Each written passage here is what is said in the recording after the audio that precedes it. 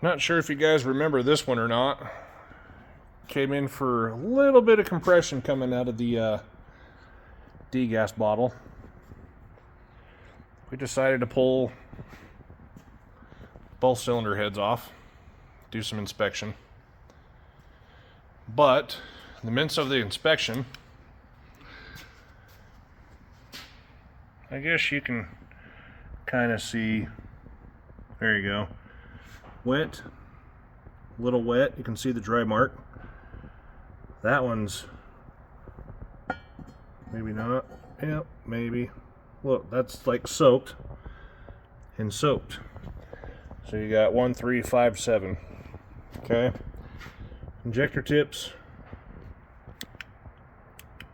look good.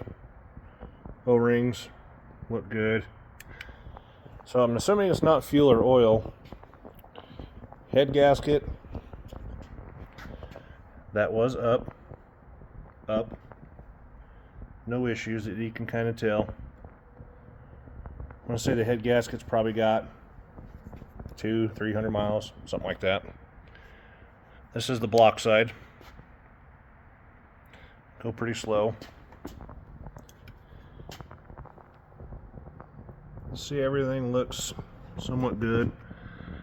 Cylinder, a little bit of an issue right there. Cylinder. 5 had a sleeve, which you can kind of tell from looking at 3. There's 5. Now, I don't know if I'll be able to see that or not. What?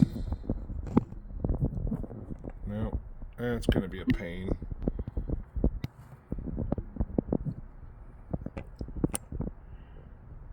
Trying to get that to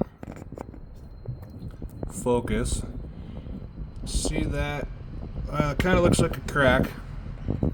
Kind of hard to say, but it looks like there's a crack right here on the back side of the coolant on the liner.